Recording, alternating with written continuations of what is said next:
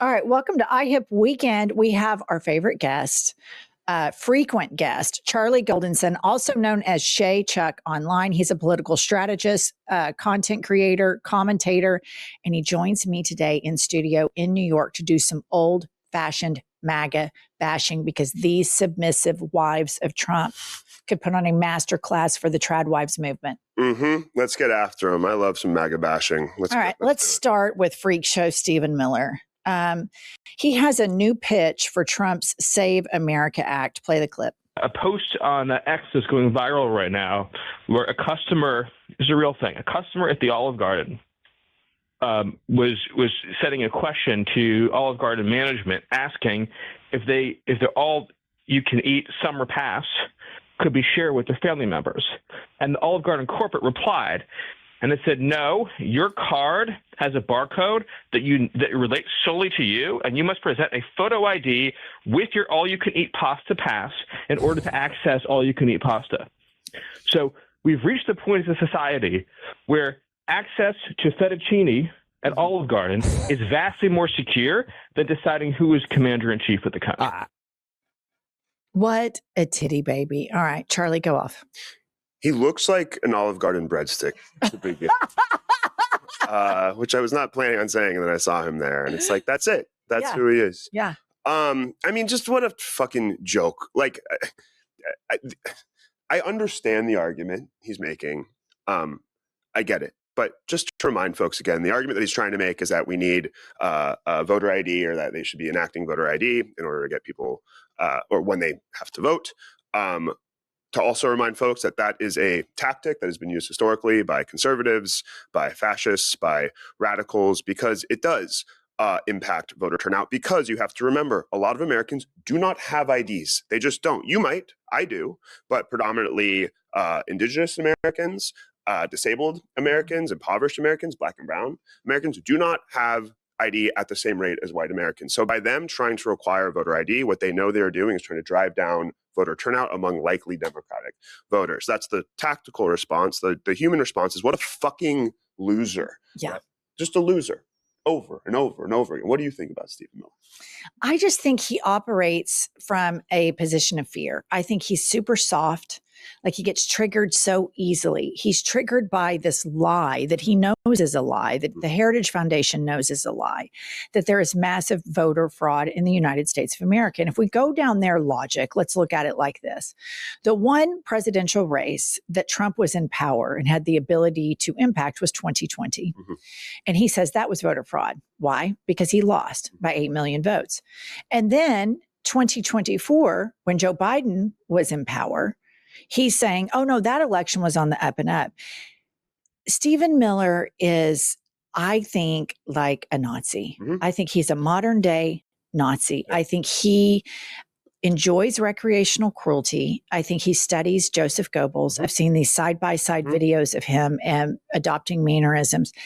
The problem with a Stephen Miller being where he is positioned is Donald Trump is intellectually lazy. He doesn't care about what he leaves the American people with. He cares to plunder, do his interior design projects, throw up gold everywhere, and then he's going to tap out. Yeah.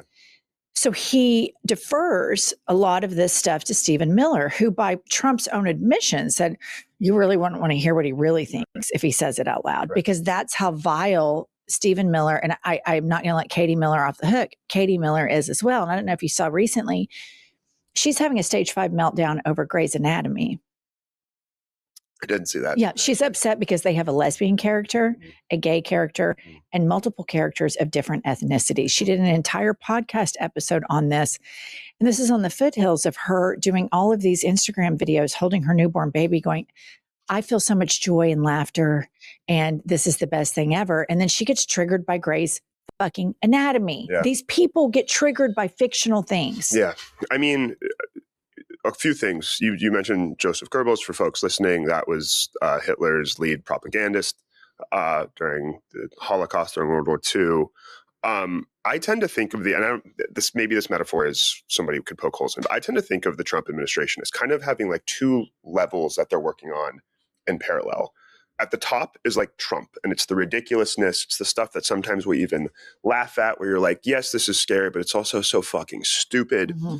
But to me, that almost feels like a distraction to what's going on below it, which is the Stephen Miller administration, which is, regardless of how stupid and ignorant and ridiculous and lazy a lot of the kind of Trump actions are, in parallel, there is like really real fascistic policies being enacted by people who know what they're doing. And that is a big difference also, we've talked about this many times, between this Trump term and his previous term as president, where the previous one, they did a really poor job of staffing kind of like government bureaucrats who had actual bureaucratic capabilities of knowing how to get things done. And what they've done in this administration this time around is they learned from that.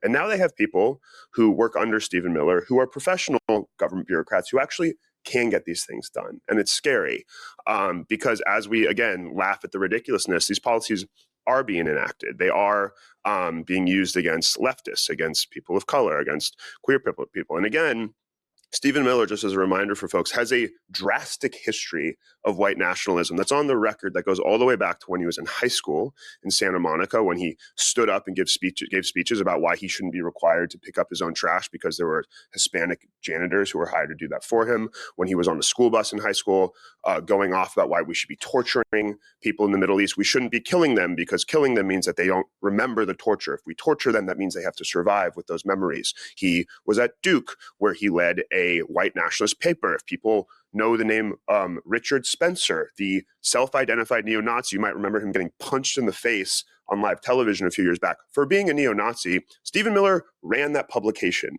with Richard Spencer. So this idea that he's not actually a white nationalist, that like he's putting on face, is not true. He worked for Michelle Bachmann, a extremely racist Christian nationalist in Congress. He worked for Jeff Sessions, one of the most racist senators we've ever had. And that's all, of course, before he even joined the Trump regime. So this guy has a history of white nationalism. He used to recommend books that were studied by the Third Reich for Breitbart. He would pitch Breitbart for them to cover these books, right? And so, no, when we make this comparison again, like Jen did to Goebbels, to the Nazi propagandists, that is a very real comparison, and it's a fair comparison. And I think people can't overlook that. Yeah. And so what's happening, because you and I are sitting here saying this very clearly, and we have a right to say it. It's our First Amendment right to say that we see comparisons between Stephen Miller and an Olive Garden breadstick. And we also see comparisons between Stephen Miller and Nazis, specifically chief propagandist Joseph Goebbels. And so they are big. They claim they're free speech absolutists, but they're not. These people are scared of books, drag queens, comedians, Stephen Colbert, Jimmy Kimmel, lesbians. I can go on and on and on. White liberal women, white liberal men. And so what they're trying to do now is brand people like you and me and literally hundreds of millions of people left-wing terrorists. And Marco Rubio has turned out to be one of the most submissive wives Donald Trump has. I mean, Melania Trump is far more rebellious than Marco Rubio is. And here is Marco Rubio. He had a left-wing terrorism event, and Stephen Miller is at this event, and Stephen Miller, here he is making a fool of himself yet again. Play the clip. Violent Antifa demonstrations. You see any photograph of those who were assembled. To be blunt, not one of the people that is demonstrating looks like a normal person. Not one looks normal. Pause. They're all... That motherfucker is saying that some people don't look like normal people when he looks like that. Okay, go on. Formed in some way in their appearance, in their dress, in their mannerism. Why is that? Why? If you look at two photographs and you see a normal American street, you see an Antifa protest. Why do the people that are violently demonstrating, why is there not one normal looking person among them? Every one of them, through the course of their life and their decisions, has scarred their body and their appearance in many different ways, to the point in which their outer appearance becomes a manifestation. All right, to quote George W. Bush, that's some weird shit. Yeah, I wish there was a camera facing the press corps that was listening to him, because I assume their faces. I mean, I just don't think people are buying this anymore. I hope, I guess that's the optimistic view of mine, is like, again, it goes back to the like the ridiculous comedy component and then the serious horrifying component. And it's both things happening at once. On one hand, it's so absurdist, you can't take it seriously in terms of the arguments he's making and the propaganda he's using to push this policy. On the other hand, he's pushing the policy, and this policy is happening. This was called, I think is it NPSM 7, Yep. Which, folks should Google it. It is something that the administration pushed like over 6 months ago. I think not a lot of folks have been talking about it. Ro Khanna, to his credit, is one of the few congressmen who really mentioned it. But it's basically a tool that is allowing the federal government to go after everyone, but really leftists. The point is to go after leftists, communists, socialists, et cetera, without kind of the due process that we would expect from the federal government. And of course, yes, he looks like an Olive Garden breadstick. Yes, he looks like a thumb. Yeah. Yes, he looks like a freak show. And yeah, you have to both laugh and also be horrified and take what he's saying super seriously at the same time, because he's talking about you. Yeah. He's talking about independent media. Yeah. He's talking about leftist creators and activists. He's talking about pro-Palestinian activists. He's talking about everybody who is utilizing their free speech. And what's happening, and I've said this for a while now, is like the Democrats actually are the party of free speech. We actually are the party of the First Amendment. And like, we need to remind people of that. We need to clip these things. We need to explain these policies to people so they understand that while they position themselves as the party of freedom, there's absolutely nothing free about anything that they stand for anymore. Nada, zip, zilch. Completely agree. And here's Marco Rubio. Marco Rubio convened 65 delegations from around the world to tackle the issue of left-wing terrorism. This is at the same event. Play the clip. This is a distinctive and unique evil. It has always been driven by a hatred, above all else, a hatred for civilization itself. It is a revolt of the worst against the best, a revolt of the weak and the cowardly against the strong and the good. It is perpetrated by those who cannot build, who cannot create, who cannot achieve great things, and take their revenge upon the world for their own inadequacy by seeking to destroy those who can. Okay, what strikes me about this is they're saying cannot build, cannot create, blah, blah, blah. And these are the people that are so triggered by the LGBTQ plus community. One of the most creative, artistic communities among us is the LGBTQ plus community. And this propaganda where they're lying, and this is this lie that white supremacists lie, that white people are the job creators. White people gift everything else to everybody else. We are the builders. And I think Marco Rubio is going to be a particularly interesting case study for two reasons. Number one, because he has been an absolute obedient little chihuahua to Donald Trump. I mean, absolutely obedient. He has done whatever that man wants. And the second part that I think is going to be interesting to see how history covers him is that Marco Rubio received 99-0 votes when he was at his confirmation hearing. Nobody voted against him. Mm-hmm.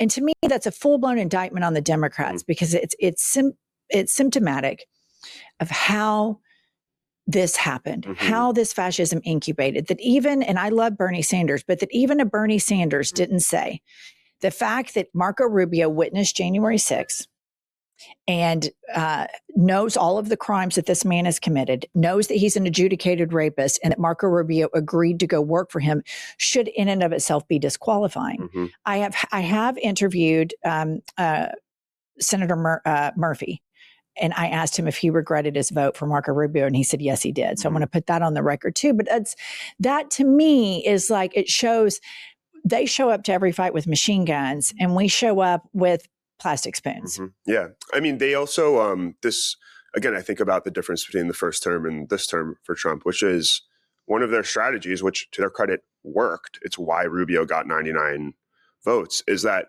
they chose a spectrum of administration officials, some of whom are fucking freakish fascists. Mm-hmm. And then some of whom, when compared to those freakish fascists, seem, oh, well, that's okay. And that was Marco Rubio's role. Marco Rubio was placed in there because he didn't seem as insane as some of the other people that they put forward to staff the administration. And so that to me is the problem.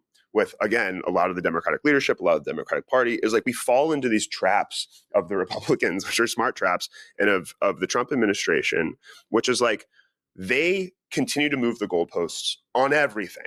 And when they continue driving the goalposts right, I guess, they drag the Democratic Party with them. And where Rubio used to be a freak fascist, now he seems normal in comparison to all the others. But now you have this. Now you have him, as you said, a something Chihuahua.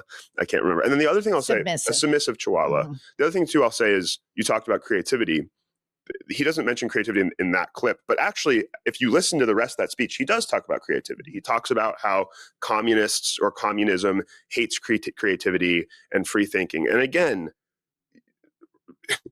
it's a straw man argument, right? The second piece, though, is fascism hates creativity. Totally. Fascism hates free thinking. Fascism hates art, right? Like that is why they are targeting arts education and arts funding. That's why they don't want independent media, because creativity breeds authenticity. It breeds honest dialogue and conversation and truth. And that is the most dangerous thing to Marco Rubio. That is the most dangerous thing to Donald Trump. Just remember that. If you see creativity, if you see art, know that that is the antithesis to fascism, and we should all be supporting that, because that is not what they want. So stop letting these motherfuckers just lie to us over and over and over. Completely agree. All right, JD Vance is getting ripped, which is really fun to beat up on JD Vance. I mean, he's just the most unlikable person. At the gym. I was like, I haven't seen. Oh God, no. Yeah. No, he's not getting ripped in that way. He's getting ridiculed, Charlie. Yeah. So conservative podcaster Tim Dillon blasts JD Vance over his appearance on Joe Rogan and his comments about the Epstein files. Let's take a listen. You have to be one of the stupidest people in the world to fall for this shit at this point. You are peddling the dumbest, most by the way, I hate to use this word, but cringe. It's literally cringe. You watch this and you go, I feel so disgusted by the fact that they think people are still going to believe this shit. Well, it's the deep state. What do you think? I don't think saying I told you so is like the most helpful political tool, but it's so infuriating seeing this shit where it's like, on one hand, great. Like, I'm very happy that Dylan and like these other podcast people, bros, whatever, are like coming around. On the other hand, it's like, no shit. Like you're describing yourself. Like you are one of the people who got us here. And I get it. Like you were tricked and used, etc. But many of us, were they tricked? I don't know. I don't know. Really, were they tricked, or are they economic Darwinists who ride the survival of the dollar and their income? And they saw that Trump this form of masculinity was kind of popular, especially against the black woman, especially against Sleepy Joe. And they wrote it, because it's hard for me to buy that Andrew Schultz and Joe Rogan and this guy, of course they knew. They all saw January 6th. They all saw what we saw. Yeah. And so I think right now what they're doing is they're jumping off the Trump train early, because number one, he's going to, biology is undefeated. Is this early? No, for them, before the term is up. No, it's not early, but before the term is up, because they want to, this is why Tucker's jumped off. This is why Marjorie Taylor Greene's jumped off. They want to position themselves. They see the ship is sinking. And so they're like, oh, let's jump off right now. Whereas Laura Loomer, Bannon, they're going to ride that motherfucker all the way down to the bottom of the sea. Yeah. I mean, and so much of it too is like, maybe, I don't know if there's any reasoning to this or if it's just like my own bias, but like, I need these people to acknowledge their role in this, right? Like, again, like the same thing with Theo Vaughn, Rogan, Schultz, all the people that you mentioned. I appreciate that they are moving in the right direction. And I appreciate that they're jumping ship. Good. Like, too late, but fine. But I need you, like, people need you to acknowledge the role you played in this, whether you were used, whether you're being lazy, whether you were an opportunist, like whatever the reasoning is. It's just very hard, I think, for any of us or anybody to take you seriously when you were like unable to hold up a mirror to yourself and acknowledge your responsibility in this. And, I think a lot about like, we've talked about this before, of in this room, we're going to be okay for the most part, I think, minus in case we get arrested by Marco Rubio or something. But like what Tim Dillon, Theo Vaughn, Andrew Schultz, Joe Rogan, regardless of if they're jumping ship, what they need to remember and what folks need to remember is like, because of the decisions they made to support or amplify Trump and his fucking regime, human bodies have suffered. People have died. Mhm. Children are going parentless. Legal immigrants are being killed in the street. Mhm. And like, while it's not individually their responsibility, they absolutely played a role Mhm. in that. And it's not just like politics sometimes can be fun in games. Like politics, though, is also very tangible. It's very real. There are downstream impacts on human bodies and human suffering. And like, I need these people to acknowledge that they played a role in that. I need them to say, fuck, the decisions I made absolutely helped get us here, and I apologize to my audience or whatever. But until they do that, it's very hard for me to take this kind of like flip-flopping seriously. I completely agree with you. There needs to be an atonement. Yeah. There needs to be a purge of, I facilitated and incubated this moment that contributed to this. Yeah. I mean, Trump's support by new media, earned media, that he was able to go on all of these podcast shows and hardly get any pushback and just explain the weave and all of this stuff. They really enabled a lot of this stuff. And I agree with you. Like now you're like, oh, he said no new wars. And I thought he meant it. It's like, you really believed him? Like you really think this person was a truth teller and not a liar? Yeah. Like you really believed that? It's just such either an own that they're stupid, which is possible, but I don't think they are. Yeah. I think they're clever. And I think that they are diabolical with their cleverness. And that's why I think they've jumped off the Trump train. Yeah. But speaking of clever without being diabolical, our mayor, Zoran Mamdani, was asked in a New York Times interview, what will happen if Netanyahu comes to New York City? Play the clip. Warrant. What will happen if he comes in September? Look, I believe that Prime Minister Netanyahu belongs in The Hague. He's a war criminal who has been charged by the International Criminal Court. And what you will find is that is an opinion that is held by many purely because of what his actions have wrought over these last many years. I've also said that I will follow the laws that we have here in New York City because I believe that there's an importance in following the law as a leader who presides over our city, and that's something that I plan to do.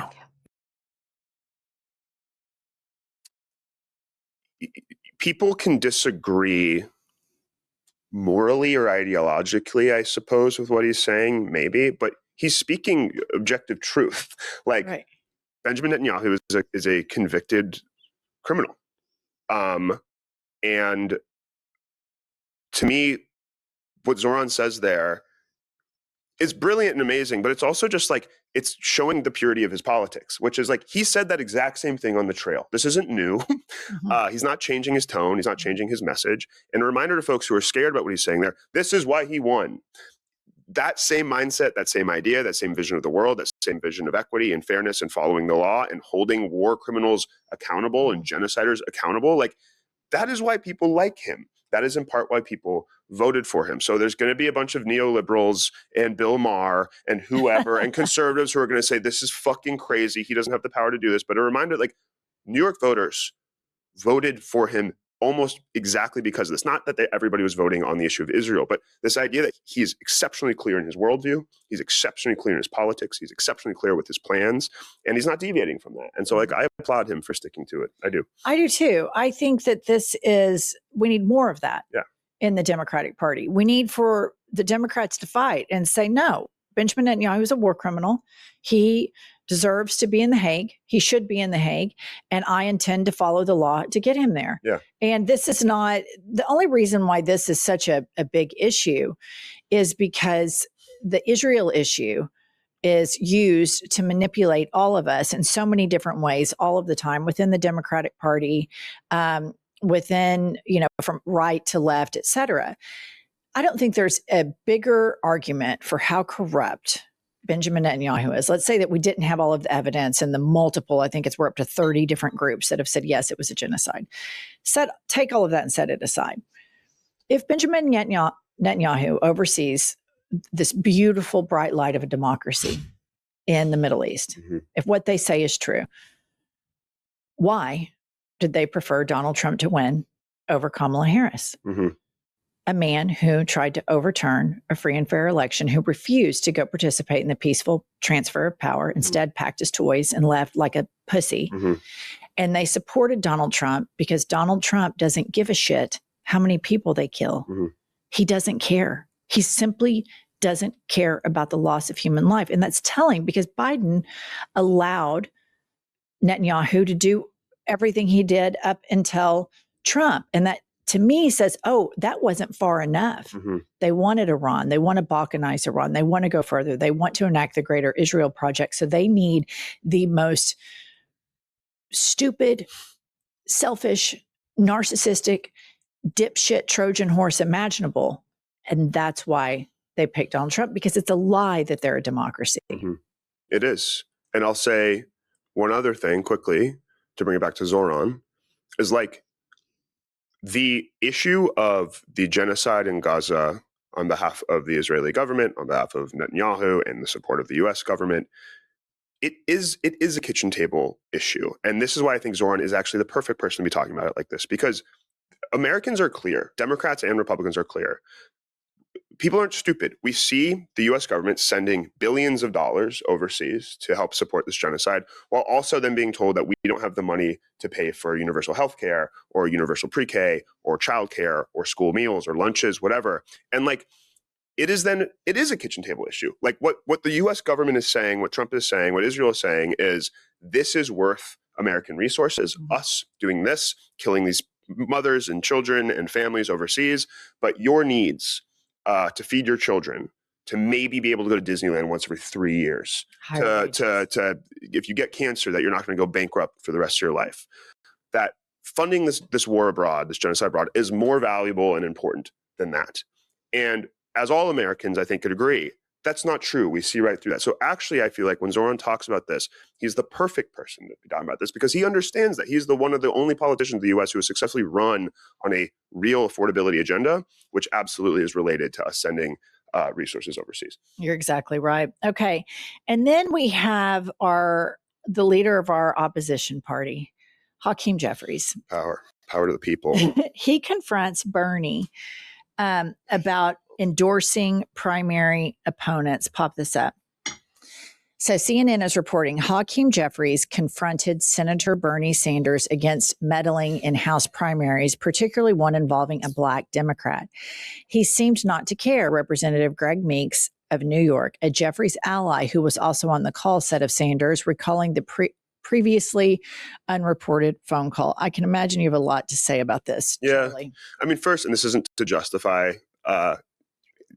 Hakeem's call. I think like something important for people to understand generally about when we talk about the anger that a lot of like establishment Democrats feel around Bernie Sanders supporting primary challengers, or Zoran supporting primary challengers, or David Hogg supporting primary challengers, is that there is something called an incumbency advantage, right? Which is like beyond just the personal politics that people feel. It is true that historically the precedent is that when you have an incumbent in office, the odds are higher that they can win in a general. So like there is political reasoning that somebody might want the incumbent to be running in the primary or in the general.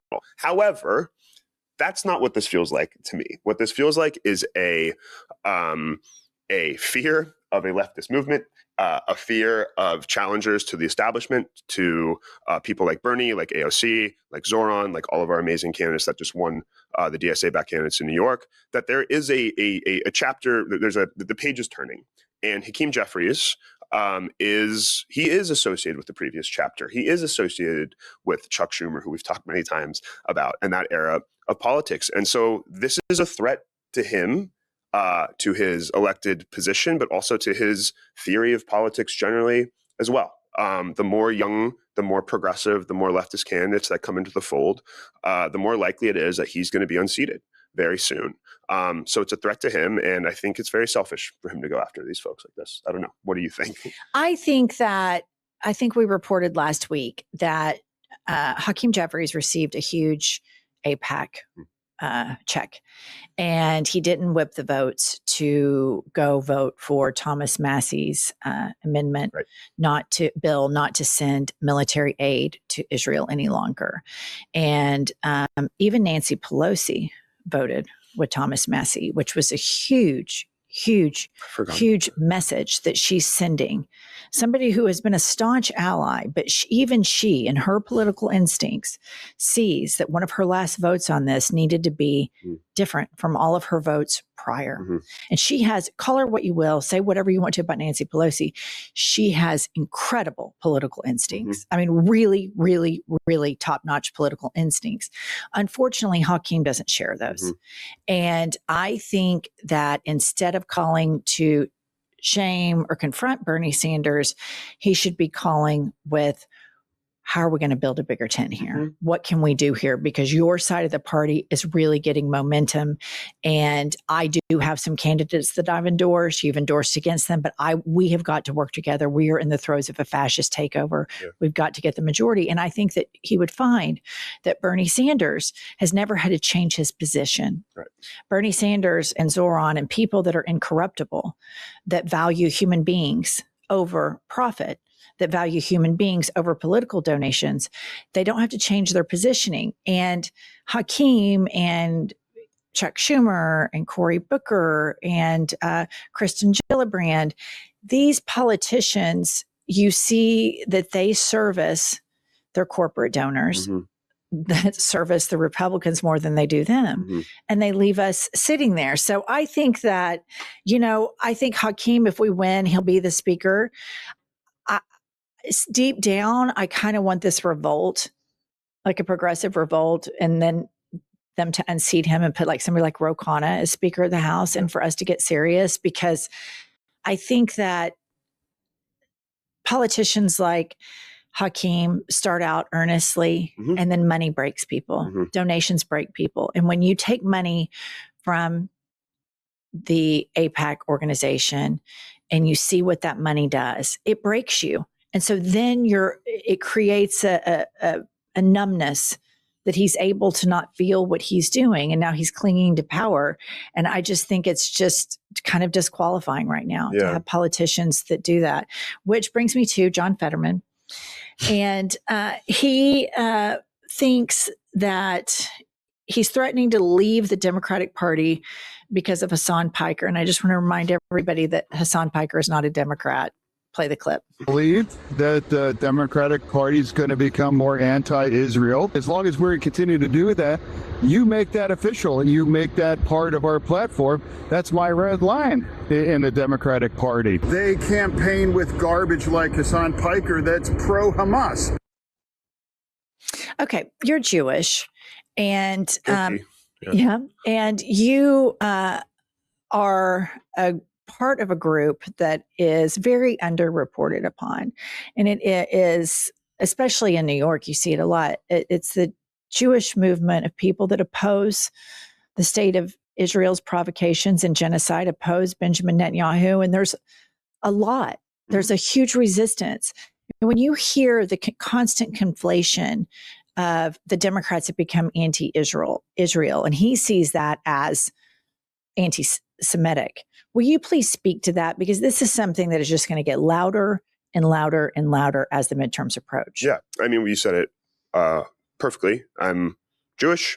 I strongly believe that the most valuable and important voices right now, and for the last 3 years, unfortunately, are American Jews, are anti-Zionist American Jews, or liberal Zionists like Brad Lander, or Jews who just oppose what's going on in Gaza and don't have a label for themselves, but know what they're saying is disgusting and horrendous. And, I feel disgust and anger that over the last 3 years, it feels like, my name, my family is being used and leveraged to justify a genocide. And that's bullshit. Like, that is not what Judaism was to me. It's not what it is to me. It's not how I was raised. Judaism in my family was first and foremost absolutely a it meant standing up to oppression. It meant learning from our history and standing up against fascism, standing up against broken governments that are taking advantage of disadvantaged communities, standing up against imperialism. And so to me, it is the most Jewish thing you can do to speak out against what's going on in Gaza and to be very clear to people that that conflating Israel with Judaism not only is incorrect, but actually helps drive up the rates of anti-Semitism, right? As people, it is a complicated issue. It is complicated, but people like John Fetterman, even on Democrats, Fetterman, Dan Goldman, I think has done a miraculous job of actually helping drive anti-Semitism up by saying that anybody who calls out the actions of the Israeli government, by voting to censure Rashida Tlaib, the only Palestinian representative in Congress, that those people are somehow anti-Semitic. And it's not true. And it only does more damage. And the other thing I will say to the Fetterman clip is it is not the DNC making or standing up against Israelis' actions as it's not the DNC making that a party platform. It's the voters.